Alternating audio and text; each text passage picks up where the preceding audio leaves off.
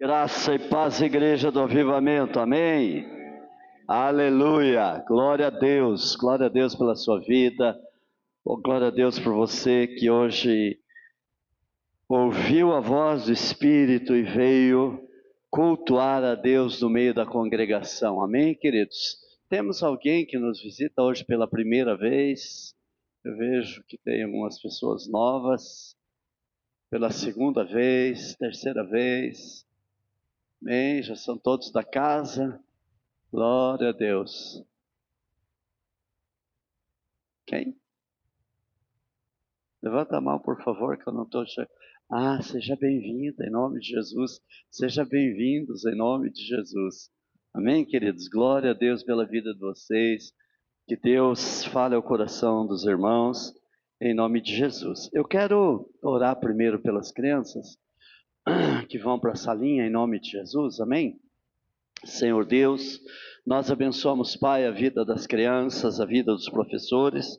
Pedimos, Senhor, que o Senhor os abençoe de graça, que eles possam, Deus, ter um culto abençoado, Deus, louvando o Teu nome, Senhor, e glorificando o Teu nome, que a mente dessas crianças sejam renovadas pela Tua palavra, Senhor, de forma que elas entendam a Tua graça, o Teu amor, a Tua fidelidade, Senhor, em nome de Jesus. Amém. Amém, queridos? Glória a Deus. Amados, eu anunciei na outra vez que eu preguei esse livro aqui do Philip Yancey sobre maravilhosa graça, amados. Esse é um dos livros mais fantásticos sobre a graça de Deus que eu já li. E eu olhei como assim, quem pegou para ler esse livro ainda, queridos? É um livro fantástico sobre o amor de Deus, sobre a graça de Deus. Só agora você não vai poder pegar ele, porque eu vou ler ele de novo, né? Porque eu fiz um plano, falei, se ele estiver lá eu vou ler, porque o dia que eu anunciei eu já queria ler. Falei, mas eu vou deixar alguém ler antes, vou dar uma chance. Como você não leu, agora você vai esperar eu terminar de ler, depois você ler, tá bom, queridos? Mas é um livro tremendo, já vou avisar porque eles vão pegar, tá bom, amados? Amém? Abra sua Bíblia no livro de Neemias. Nós vamos falar um pouco hoje sobre Neemias, estamos estudando sobre Neemias nas nossas células.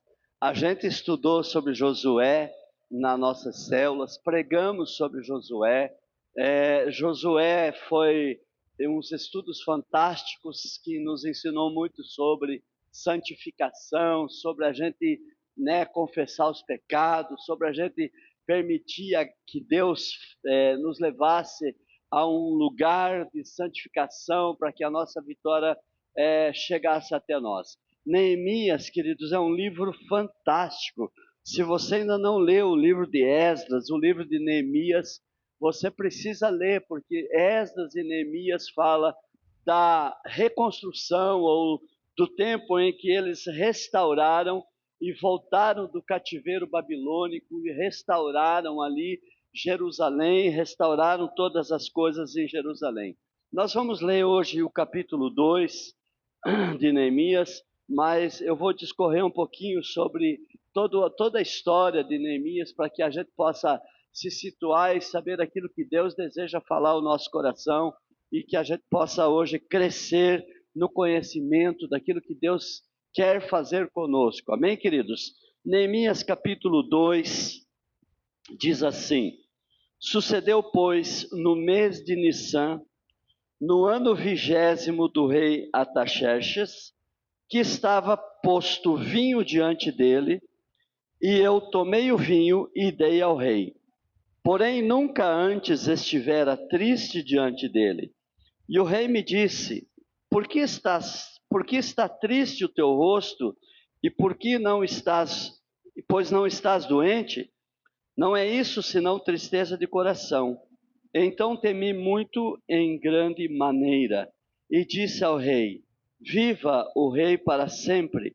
Como não estaria triste o meu rosto, estando a cidade, o lugar do sepulcro dos meus pais, assolada, tendo sido consumidas as suas portas a fogo? E o rei me disse: que me pedes agora? Então orei ao Deus dos céus e disse ao rei: se é do agrado do rei, se o teu servo é aceito em tua presença, peço-te que me envies a Judá, a cidade do sepulcro dos meus pais, para que eu a edifique. Então o rei me disse, estando a rainha assentada junto a ele: quanto durará a tua viagem e quando voltarás? E aprove ao rei enviar-me, apontando-lhe eu um certo tempo. Disse mais ao rei, se lhe parece bem, dê-me cartas para governadores da além do rio, para que me deem passagem até que chegue a Judá, como também uma carta a Asaf, guarda do jardim do rei, para que me dê madeira para cobrir as portas do paço da casa, e para o muro da cidade, para a casa em que eu houver de entrar. E o rei mas deu, segundo a boa mão do Deus sobre mim. Então vim aos governadores da além do rio e deles as cartas do rei, e o rei tinha enviado comigo o chefe dos exércitos e cavaleiros. E ouvindo Sambalate, o Horonita, e Tobias, o servo amonita, lhes desagradou com grande desagrado, como que alguém viesse a procurar o bem dos filhos de Israel. E cheguei a Jerusalém e ali estive por 3 dias.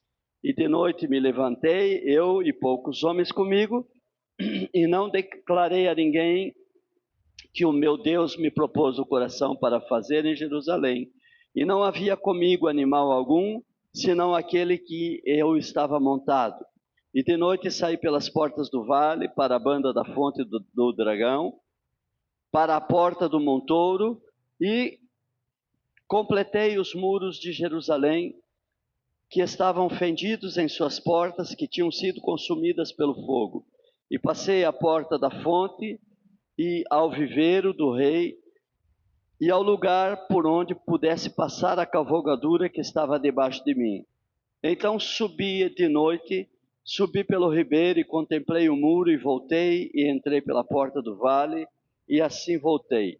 E não souberam os magistrados onde eu fui, nem o que eu fazia, porque ainda até então nem os judeus, nem os nobres, nem os magistrados, nem os mais que faziam a obra, eu tinha declarado coisa alguma.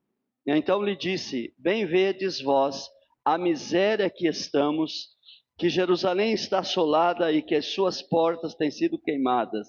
Vinde, pois, e a reedifiquemos o muro de Jerusalém, e não sejamos mais em vergonha. Então lhes declarei como a mão do meu Deus me fora favorável, e como também as palavras do rei que ele me tinha dito. Então disseram, levantamo-nos e edifiquemos, e esforcemos as suas mãos para o bem. O que, ouvindo Sambalate, o Horonita, e Tobias, o servo amonita, e Gesem, o arábio, zombaram de nós e desprezaram-nos, e disseram, que isso fazeis? Quereis rebelar-vos contra o rei? Então lhe respondi e disse, o Deus dos céus é que nos fará prosperar, e nós, seus servos, nos levantaremos e edificaremos, mas vós não tendes parte, nem justiça, nem memória em Jerusalém. Vamos ler de novo a resposta do 20. Então lhes respondi e disse, o Deus dos céus é que nos fará prosperar, nós, seus servos, nos levantaremos e edificaremos, mas vós não tendes parte, nem justiça, nem memória em Jerusalém. Senhor, nós te louvamos por essa palavra, te pedimos, Pai, que o teu Espírito Santo nos conduza a ouvir a tua voz dentro do nosso coração, Senhor, que a tua palavra nos revele a tua vontade, nos estimule, Deus, a fazer o teu querer, e que a tua graça seja sobre nós, Pai, em nome de Jesus. Amém e amém. Amém, queridos? Então essa história, queridos, de Neemias, a história toda de Neemias, ela é fantástica porque ela fala de algumas lições importantes para nós cristãos. E ela fala da importância da oração, da importância de agirmos com fé, do valor do trabalho e a necessidade de confiarmos em Deus. Neemias, ele é um exemplo de liderança, compromisso, né? E de alguém que está disposto a fazer a vontade de Deus. Quando nós lemos Neemias, nós encontramos o quadro de uma cidade que está destruída. Nós encontramos no capítulo 1, se você voltar e ler na sua casa, e aquele que já foi para a célula já teve esse encontro com essa palavra, aonde Neemias pergunta a alguns dos seus amigos que vão visitá-lo como está a cidade dos seus pais e como está o povo que estava cativo e que voltou do cativeiro babilônico, estava ali naquela cidade, e ele recebe a notícia de que aquelas pessoas estavam em tremendo aperto, estavam em tremenda dificuldade. Então nós vemos Neemias buscando uma solução em Deus, confiando no Senhor, passando um tempo de jejum e oração para que ele pudesse ter uma resposta de como ele poderia mudar aquela situação. Eu gosto de pensar em Neemias, queridos, de como Deus pode usar uma pessoa que se coloca numa posição de intercessor por alguma situação, de como alguém que pode se colocar na brecha para mudar uma história. E eu creio, queridos, que Deus continua fazendo isso. Eu creio que Deus continua buscando homens e mulheres que possam se colocar na brecha por alguma circunstância, por alguma situação, e gastar ou investir o seu tempo em oração, em jejum, para que alguma situação que esteja desfavorável possa ter mudança. E Neemias é um exemplo para nós, querido, de um homem de perseverança, de um homem que está disposto a mudar toda a situação. Quando eu leio Neemias, eu consigo, pelo menos até o capítulo 6, capítulo 7, eu consigo encontrar 3 tipos de pessoas, ou 3 tipos de situações, ou 3 tipos de atitudes que muitas vezes estão dentro do nosso coração, muitas vezes estão dentro do nosso contexto como igreja, muitas vezes estão dentro do nosso contexto como no trabalho, ou estão no nosso contexto familiar. E eu quero falar dessas 3 situações, dessas 3 tipo de pessoas ou tipo de comportamento que eu encontro no livro de Neemias. E o primeiro que eu quero falar aqui, queridos, são os conformados. Os conformados, queridos, são aqueles que está tudo bem. Né? E quando eu olho para essa situação e Neemias vai lá e anda pelos escombros e anda por todos aqueles lugares assolados, e isso não é uma coisa que aconteceu por pouco período, mas foi um período de 70 anos. E aquelas pessoas foram se acostumando com aquela situação. Elas foram se acostumando com aquele estilo de vida, e aquele estilo de vida foi levando elas a esse conformismo, de que era assim mesmo, nada poderia ser feito, nada poderia ser mudado, a situação era assim mesmo. E eu encontro, queridos, aqui pessoas conformadas com o exílio, vivendo numa miséria. Tanto que quando Neemias começa a andar pelos escombros e ele vai falar com as pessoas, ele fala: vamos reconstruir, queridos, vamos mudar essa situação. Olhem a nossa miséria, olhem a nossa situação. Nós precisamos sair desse contexto, nós precisamos fazer alguma coisa para mudar isso na nossa vida, porque isso não está legal. Mas eu encontro, queridos, aqui pessoas conformadas com a miséria. E quando eu falo em miséria, queridos, eu não estou nem falando apenas miséria na situação financeira, mas quantas pessoas conformadas com a miséria de um casamento destruído, com a miséria de uma vida destruída, com a miséria de uma vida sem oração, com a miséria de uma vida sem conhecimento bíblico, com a miséria de uma vida sem pujança, sem vida. Então, quando eu olho para esse texto, eu posso dizer, queridos, que o conformismo é um empecilho para transformações. Você não pode viver conformado, queridos. Né? Você pode viver contente, agradecido, está tudo certo. A Bíblia diz que nós devemos ser agradecidos, devemos estar contentes, mas a Bíblia fala que nós devemos ser pessoas dispostas a mudanças e a gerar mudanças aonde nós passamos. Nós somos o sal da terra, nós somos a luz do mundo e nós somos pessoas que foram chamadas para fazer mudanças por onde nós andarmos.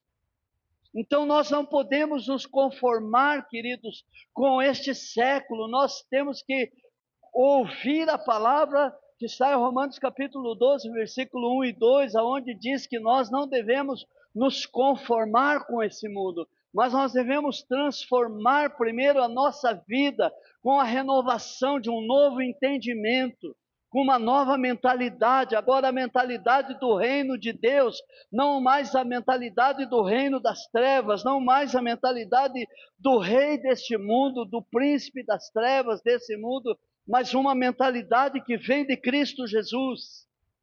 Então nós não podemos viver uma vida de conformismos. Eu estou conformado, sabe? Muito cristão conformado é assim mesmo, né? Não tenho força, eu não tenho ânimo, eu estou desanimado.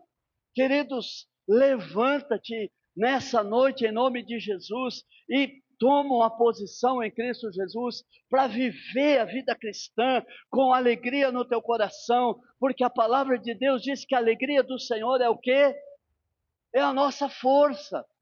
A alegria do Senhor é a nossa força. Não é a alegria que eu busco no mundo, não é a alegria que eu busco nas coisas desse mundo. E eu não estou falando que você não possa ter nenhum tipo de alegria, não é isso.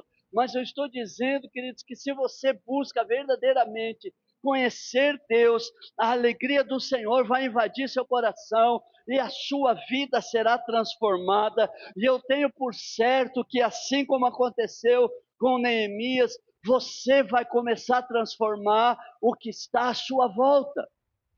Então, o conformismo é um empecilho para a transformação, porque Deus não pode, eu vou falar não pode, mas é uma palavra não pode, eu vou falar Deus não pode agora. Claro, Deus pode tudo, entendam o que eu quero dizer, né? Senão alguém vai para a internet e fala, o pastor lá falou que Deus não pode. Querido, Deus pode tudo. Deus não pode algumas coisas, não pode mentir, né? Mas ele pode sim usar, ele pode usar uma mula, mas Deus pode usar alguém inconformado, sem antes transformar o coração dessa pessoa. O que eu quero dizer é que Deus não pode usar alguém que ainda não foi transformado no seu coração, que ainda não mudou a sua história, que ainda não permitiu o Espírito Santo entrar dentro do seu coração e mudar a sua história. Hoje eu estava ali olhando um testemunho de uma mulher e ela conta de como Deus tirou ela, e eu comecei a chorar ali sozinho. Eu disse, Deus, como o Senhor fez isso comigo, Deus, e como eu posso me esquecer? Como muitas vezes eu me esqueço do quão bom o Senhor já foi comigo, de quão maravilhoso é a tua bênção na minha vida e da onde eu saí e onde eu estou hoje. Então é importante, queridos, a gente às vezes não permitir esse conformismo dentro do nosso coração, de acharmos que as coisas não vão melhorar, de que nós não podemos fazer a diferença, de que nós não somos nada. Se você lê o texto está dizendo que esse homem era o copeiro do rei, amado. Neemias não foi levado para o cativeiro, Neemias nasceu no cativeiro. Diferente daqueles homens que estavam lá conformados, que um dia tiveram uma vida de liberdade, que um dia conheceram o poder de Deus, que um dia viram Deus fazer coisas maravilhosas no seu meio, mas agora estavam conformados com uma situação de miséria, com uma situação de dificuldade. Mas Neemias não viveu estas coisas do passado, mas Neemias tinha dentro do seu coração a palavra que lhe foi impregnada pelos seus pais. E quem sabe ouvindo, né? Porque essa tradição oral chegou a Neemias, e ele ouvindo essas palavras, um estudioso da palavra de Deus, ele agora toma uma posição. Então, amados, em nome de Jesus, não se conforme. O conformismo não é algo que amanhã você já vai estar conformado. Mas o conformismo é algo que vai sendo implantado gradativamente sobre nós. Assim como o pecado ele não chega diante de nós, um pecado, vamos pensar assim, não, um pecado grande, grave, ele não chega diante de você e você está em oração, está firme e resolve pecar, mas gradativamente você vai dando lugar a algumas coisas que vão levando você à mornidão, vai levando você a um estágio de letargia espiritual, até que você mude a sua vida. E pare de ser um homem de oração, e pare de ser uma mulher de oração, e pare de ser uma pessoa que está buscando a Deus intensamente. Então, queridos, o conformismo, ele é gradativo. Ele é gradativo, e o pior, que o conformismo vai tomando conta do coração das pessoas e elas não conseguem mais voltar.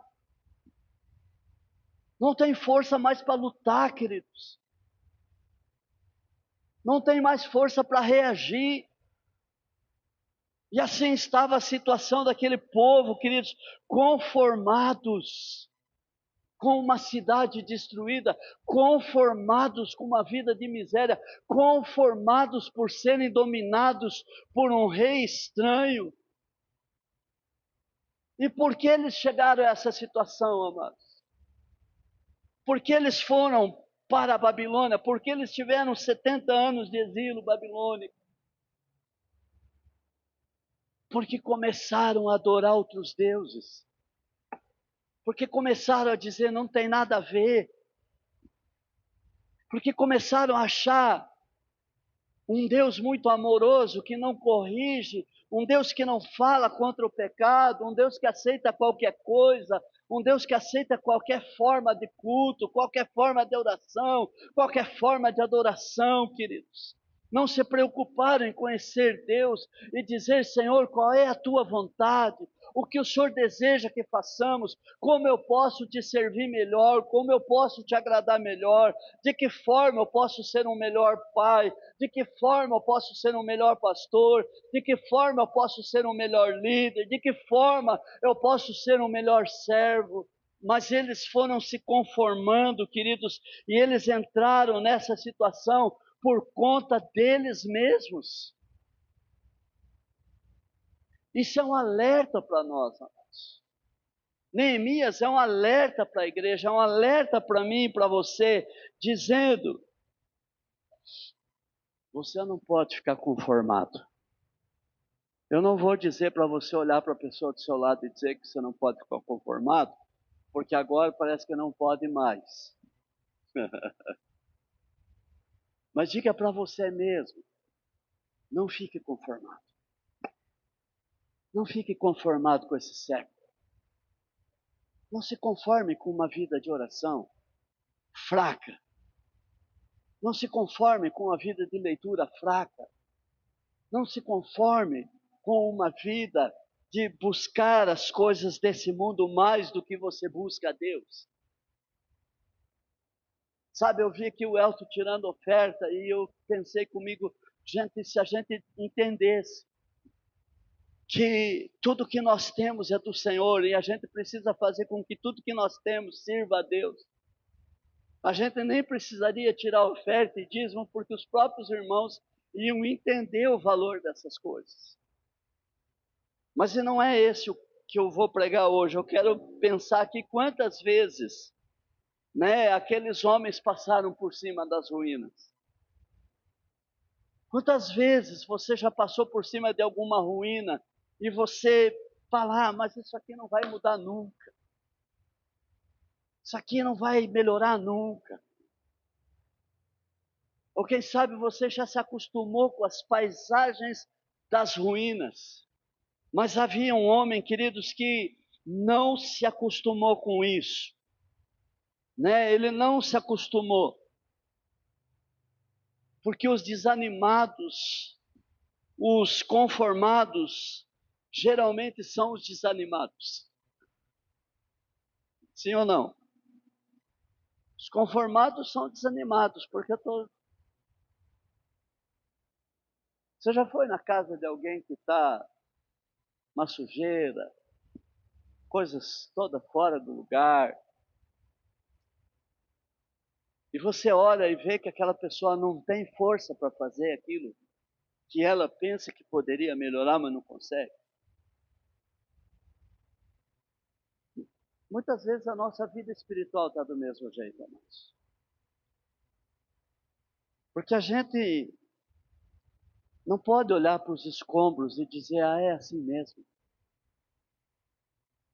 Nós podemos olhar para um Deus que diz, eis que faço nova todas as coisas. Nós podemos olhar para um Deus que está dizendo, eu quero mudar a tua vida. Eu quero mudar a tua história. Eu quero tirar você dessa situação. Se você está cansado, se você está oprimido, se você está desanimado, Jesus diz, vinde a mim que eu vou aliviar você. Então nós precisamos hoje sair dessa posição de conformismo, porque os conformados são os desanimados.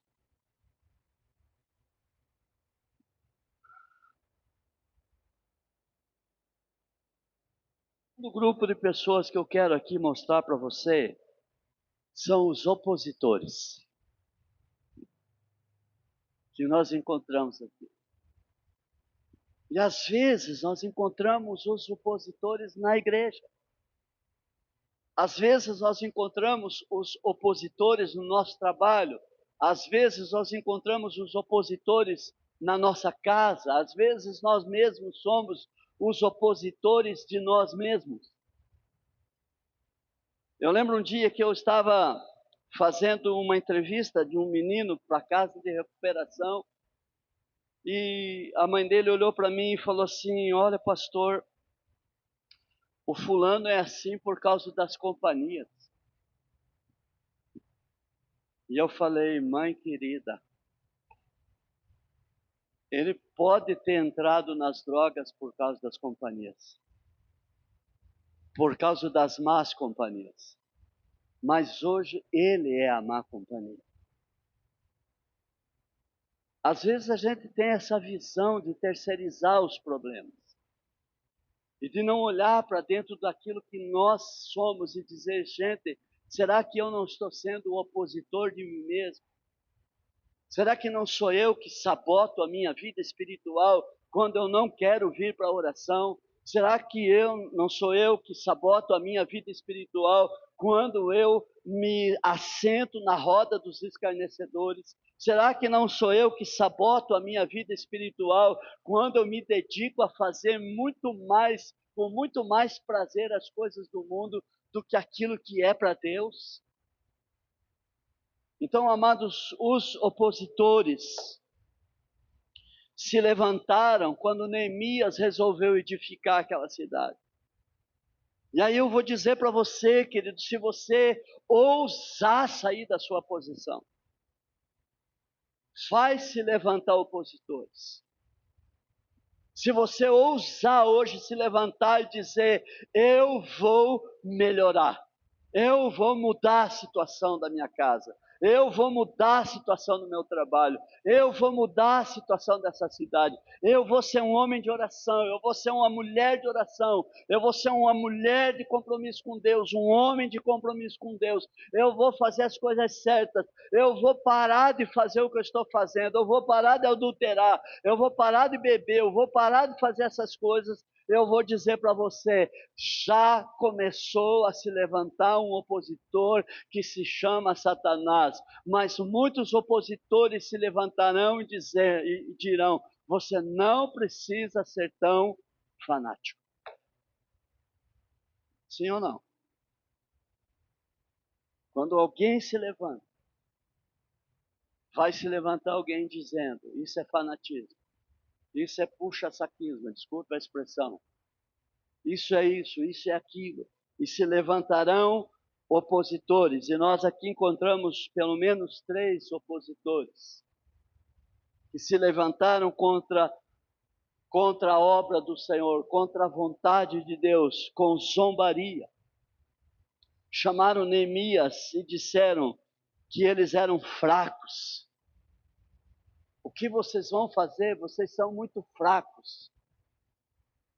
Quantas vezes você já foi chamado para fazer a obra do Senhor, para pregar a palavra do Senhor, mas o teu próprio coração diz, eu não consigo, eu não sei fazer. Sim ou não? São opositores que muitas vezes estão dentro de nós. Queridos, quem nos capacita para essa obra? A própria palavra de Deus diz quem é idôneo para esta obra. Se Deus não capacitar-nos, se Deus não fizer, se Deus não nos usar, nós não somos nada para fazer. Se não é a capacitação de Deus e do seu Espírito para eu estar aqui, você não estaria ouvindo essa mensagem. Então você precisa colocar esses inimigos no lugar dele, como Neemias fez. Porque vão se levantar opositores, zombadores, que vão dizer, vocês são muito fracos, vocês não conseguem.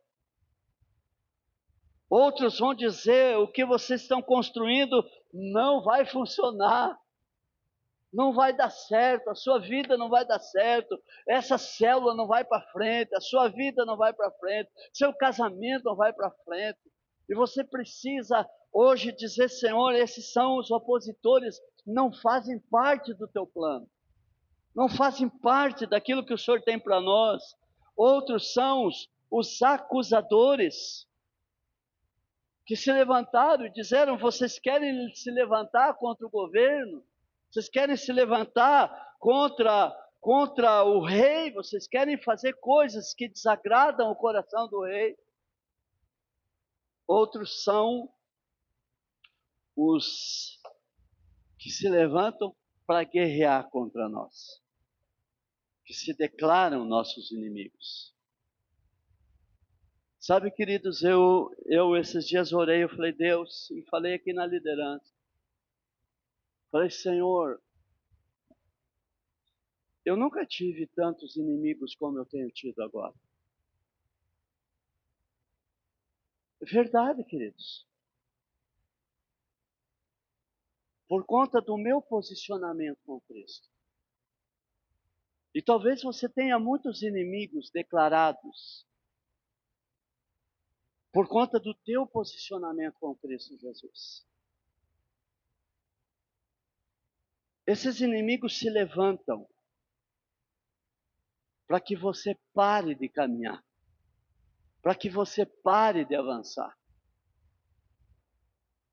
A luta foi tão grande, queridos, que Sambalat, Tobias e Gesem, eles organizaram pessoas para guerrear contra. A ponto de Neemias terem que ensinar eles a segurar com uma mão o objeto para a construção do muro, sei lá se era uma pá de pedreiro, o que era, e na outra mão uma espada. Porque eles vinham e guerreavam.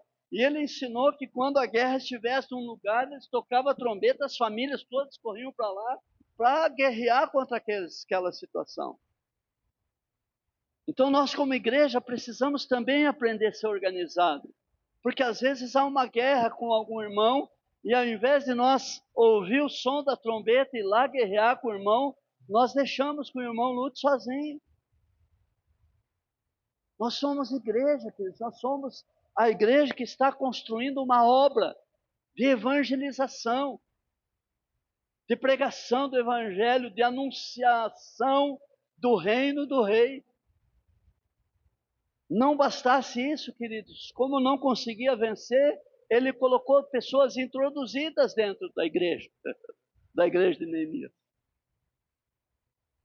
Que ia nos irmãos falar mal, essa obra não vai dar certo. Olha, eu não concordo com o pastor Neemias. Se eu fosse o pastor Neemias, eu não ia fazer desse jeito. Sabe, queridos, às vezes as coisas começam a ser introduzidas dentro, para trazer desânimo, para trazer angústia, para trazer temor, para trazer revolta. Mas Neemias se levantou contra todas essas coisas, até o ponto que eles disseram: olha, o rei quer falar com você, lá o governador quer falar com você. Ele disse: eu não posso descer. Eu estou numa grande obra, não posso parar. Depois que eu terminar essa obra, eu vou lá, mas agora não vou. Porque ele tinha uma voz no coração. Ele tinha a voz de Deus, a voz do Espírito no coração. Então nós não podemos ser nem os conformados, nem os que estão antagônicos ou opositores à obra. Mas nós devemos ser aqueles que são os inconformados. Os inconformados, queridos, eu estou aqui querendo falar de pessoas que se dispõem a fazer alguma coisa para mudar alguma coisa. É aquele camarada que vê uma coisa quebrada, ele fala: sabe uma coisa, eu vou consertar. E eu vou falar aqui de uma coisa que eu fiz essa semana, porque eu fiquei inconformado. Eu tinha os holofotes lá da placa, tinha um assim, uma luz já estava queimada, outro estava... E eu olhando aquilo lá, eu falava: Senhor, mas será que ninguém vai olhar para esse negócio aqui?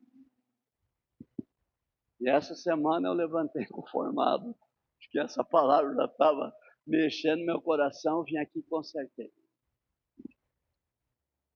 Mas é algo que você pode olhar e fazer. Porque essa igreja não é minha, amados.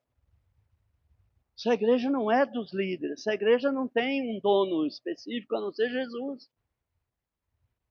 Então tem coisas que nós podemos olhar e falar: sabe, eu estou inconformado com aquele vidro quebrado lá. Vou mandar arrumar, vou arrumar, vou pagar para alguém fazer.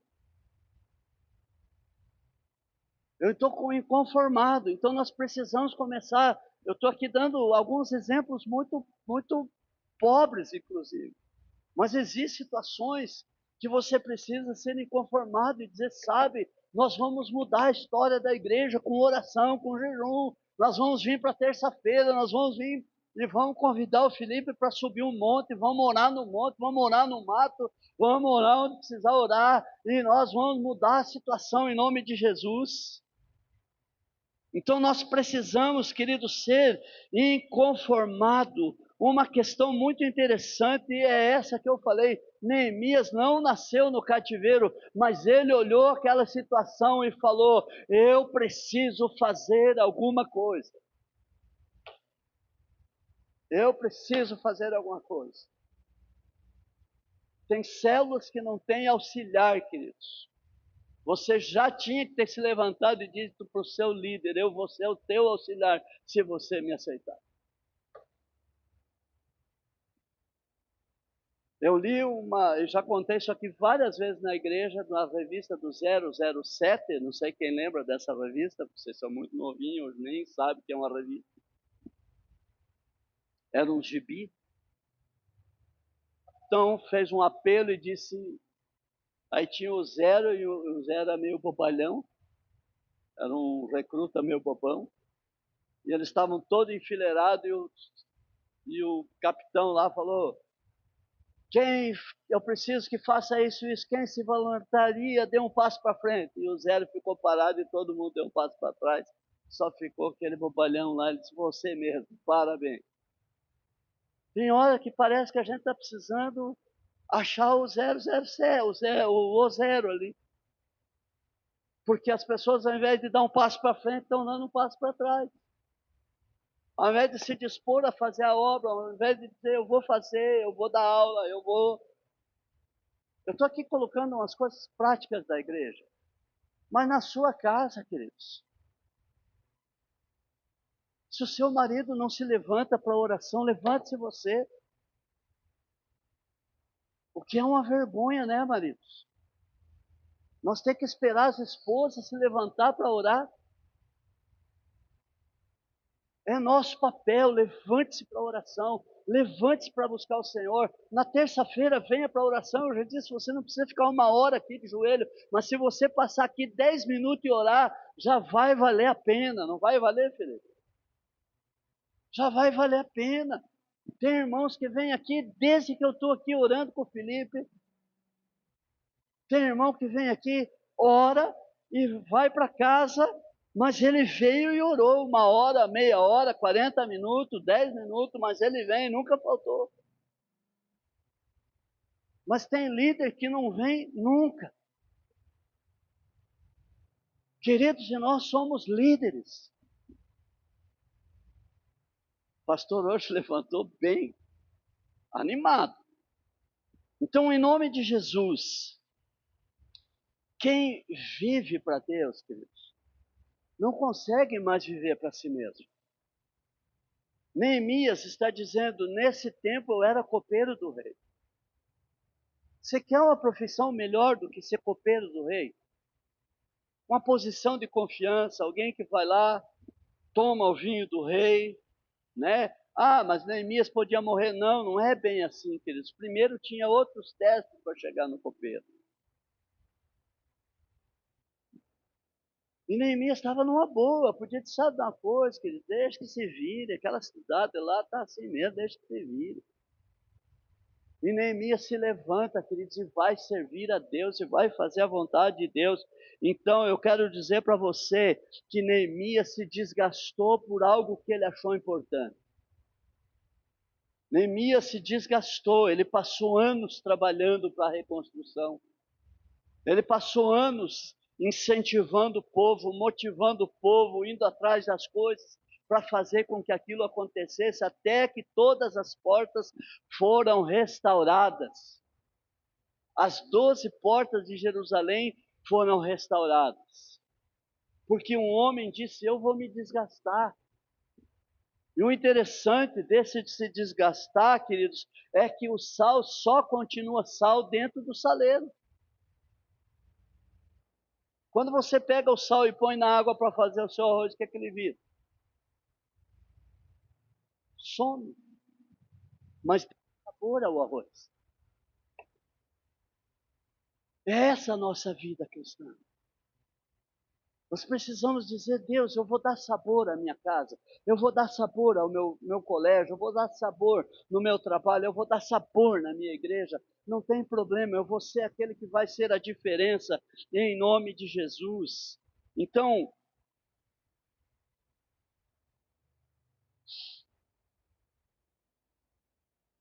puxa, não sei em qual situação,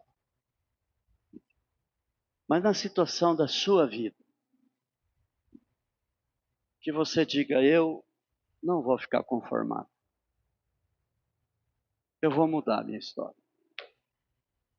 Eu vou buscar Deus, eu vou orar ao Senhor, eu vou buscar uma direção, e eu vou me levantar. E eu vou me esforçar em nome de Jesus. Neemias, correndo risco de vida, ele chega com um semblante triste diante do rei.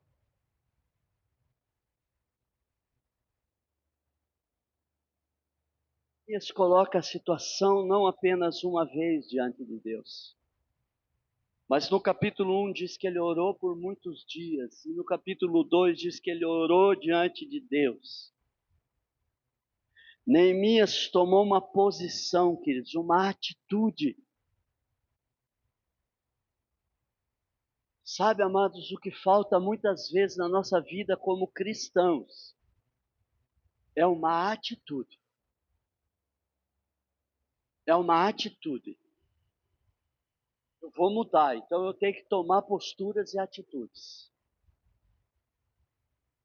Um dia eu encontrei um irmão no mercado. Esse irmão era aqui da igreja, sempre fazendo o que não era certo. A esposa fiel a Deus, e ele loteando, e a gente indo na casa e conversando e falando: irmão, você precisa mudar, você precisa melhorar, você não sei o quê. Chegou um ponto, a esposa se encheu tanto que se separaram. Ela casou com outro, está servindo a Deus em outra igreja.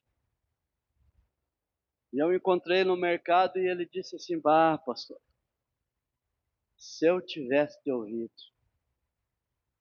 teria sido tudo diferente na minha vida. E eu: você está indo em que igreja? Ele falou: não, estou desviado. Eu falei: irmão, daqui 10 anos eu vou encontrar você. E você vai me dizer a mesma coisa. Se eu tivesse te ouvido, eu estaria diferente. Porque não tô...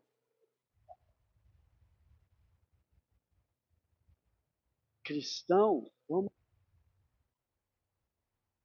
segundo a Bíblia, segundo o que a Bíblia fala. Então, em nome de Jesus, queridos, Neemias olhou para aquela situação e falou: como que eu posso permanecer assim se a cidade dos meus pais está destruída? Eu não sei você, mas quando eu olho para a minha família, queridos, e eu penso: como eu posso continuar assim, vendo a minha família destruída? E eu oro por eles, e eu dou um bom testemunho a eles. Mas talvez a gente esteja precisando muito mais do que isso. Talvez a gente precise abrir o coração e perdoar a minha família, ou a sua família. Então, ele tomou uma situação, se levantou, querido, tomou uma atitude. Quarta coisa que ele fez, ele foi e viu a real situação, ele fez um mapeamento. Ele não ficou só na conversa que falaram para ele que a cidade estava destruída. Ele pegou e foi lá em loco. E constatou a situação, fez um planejamento. E ele então motivou as famílias a construir as muralhas. E por último, ele fechou os ouvidos para os seus inimigos. Eu gostaria de convidar você hoje a ficar de pé. Depois de ouvir essa palavra, queridos, que eu creio que é uma palavra de motivação ao seu coração. Neemias não desistiu, queridos. Neemias não desistiu. Neemias poderia simplesmente ter desistido. Neemias não desistiu. Com todas as lutas, com todas as guerras, com todas as situações desfavoráveis. Se você ler o livro de Neemias, o livro de Esdras, você vai ver que eles restauraram as muralhas, eles restauraram o templo, eles restauraram o culto, eles restauraram as leis e os mandamentos. Porque um homem só disse: eu posso ser usado. Aqui nós estamos em muito mais do que um homem. Quando eu falo homem, é tanto gênero masculino como feminino, e não tem outro. Você hoje pode ser essa pessoa. Você pode ser alguém, queridos, que vai ter 10 células, 20 células.